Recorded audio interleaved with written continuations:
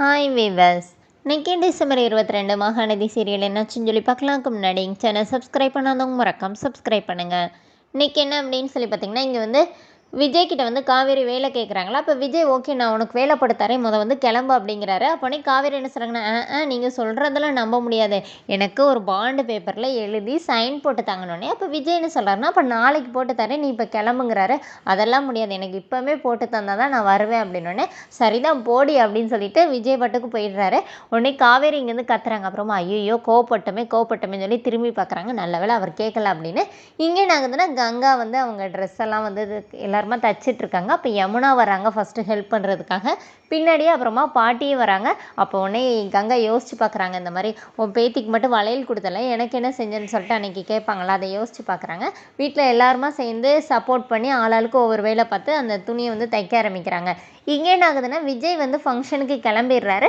காவேரி கிட்ட அப்பவும் கெஞ்சுறாரு, வா நான் உனக்கு நாளைக்கு கண்டிப்பாக வேலை போட்டு தரேன்னொன்னே, இல்லாட்டி ஒரு சாதா பேப்பர்லனாச்சும் எழுதி சைன் பண்ணி தரேன்னு சொல்கிறாரு. ஆனால் காவேரி கேட்கவே மாட்டேங்கிறாங்க. எனக்கு பாண்டு பேப்பரில் தான் சைன் போட்டே ஆகணும்னு சொல்லிட்டு ரொம்ப பிடிவாதம் பண்ணுறாங்க.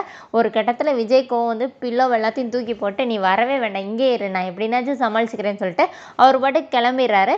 கீழே போகும்போது தாத்தா கேட்குறாரு, என்னடா நீ மட்டும் போகிற, உங்கள் 2 பேரையும் தானே அவன் இன்வைட் பண்ணான் அப்படின்னோடனே, அவளுக்கு ஏதோ தலைவலியா அதனால் அவள் வரலன்னு சொல்கிறா அப்படின்னோடனே, அப்படியான்னு சொல்லிட்டு தாத்தா சரின்னு விஜய் அனுப்பி வச்சுட்டு தாத்தா போய் காவேரி கிட்டே போய் பேசுகிறாரு. என்னம்மா உனக்கு உடம்பு எதுவும் சரியில்லையானோடனே, காவேரி இல்லையே நான் நல்லா தானே இருக்கேன் அப்படின்னோடனே, அப்போ நீ ஏன் ஃபங்க்ஷனுக்கு போகல அப்படின்னு கேட்குறாரு. இல்லை தாத்தா நான் இந்த மாதிரிலாம் போனதே இல்லை, எனக்கு பழக்கமே இல்லை, எனக்கு ஒரு மாதிரியாக இருக்குது அப்படின்னு சொல்லிட்டு காவேரி சமாளிக்கிறாங்க. அப்போ தாத்தா என்ன சொல்கிறாருன்னா, இங்கே பாருமா, நீங்கள் 2 பேரும் இந்த மாதிரி இருக்கிறது நல்லாவே இல்லை, அவன் ஒரு பக்கம் நீ ஒரு பக்கம் இருக்கிறது நல்லாவா இருக்குது, உங்கள் 2 பேருக்குள்ளே ஏதாவது பிரச்சனையா, 2 பேரும் எங்கே போனாலும் சேர்ந்தே போகணும், இது மாதிரி நிறைய ஃபங்க்ஷனுக்குலாம் போக வேண்டியது இருக்கும், தாத்தாவை மதிப்பேன்னு நான் நினைக்கிறேன், அப்புறமா உன் இஷ்டம் அப்படின்னு சொல்லிட்டு தாத்தா கிளம்பிடுறாரு.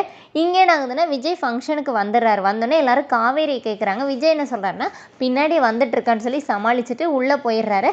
உள்ளே போய் ஸ்டேஜில் உட்காந்துருக்கும் போது ஜோசப் கேட்டுகிட்டே இருக்கிறாரு, என்னப்பா அவளுக்கு ட்ரை பண்ணி பாருன்னொடனே விஜய் வேற ஃபோன் ட்ரை பண்ணுறாரு, காவேரிக்கு ரீச் ஆகவே மாட்டேங்குது. அதுக்குள்ளே துணி கொண்டு வந்திருக்காங்களா பாரு அப்படி சொல்லிட்டு மேனேஜர் கிட்டே சொல்கிறாரு.